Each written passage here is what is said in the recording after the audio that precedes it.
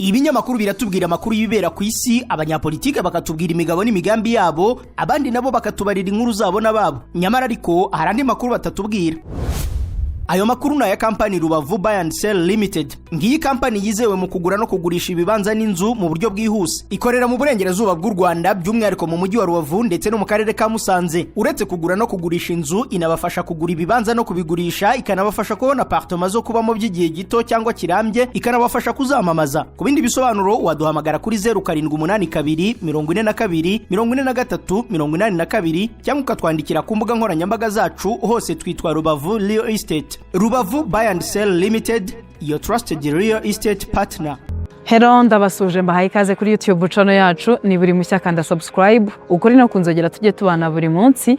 Unagenda du following ku zindi mbuga nkoranyambaga zose dukoresha, aba kuri TikTok, Instagram, Facebook, LinkedIn, hose dukoresha Rubavu Real Estate. Murakaza neza mwese, nshimira abantu mwese tubana buri munsi, abantu mwakanze subscribe, mwarakoze cyane. Nawe utarayikora uyikore kugira ngo tujye tubana buri munsi. Kandi turi Rubavu mu mujyi, metero 50 zonyine kugira ngo ugere ku muhanda wa kaburimbo. Hano tubafitiye igipangu. Ni igipangu kirimo amazu ari mu kibanza gifite metero kare 250.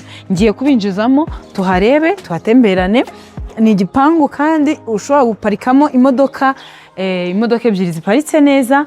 Ndetse iki gipangu cyacu dufite inzu nini cyangwa se inzu principal ifite ibyumba 3, dushe na toilette mu nzu ndetse na salon. Hanze hakaba ndetse na salo hakaba harimo n'igikoni. Hano ku ruhande hari annex ifite icyumba kimwe ndetse na salo. Dufite na douche na toilette byo hanze. Aya mazu nkuko mbibabwira mu kibanza gifite metero kare 250, ni mu mujyi. Turi kuhatangira $55,000 zifite ibiganiro. Ushaka kuhasura, ushaka kuhagera mu bambere cyangwa se ushaka kugira ngo tuhakugeze mu bambere, duhamagare kuri iyo nimero ubona kuri ekra yawe. Ushobora no kutwandikira.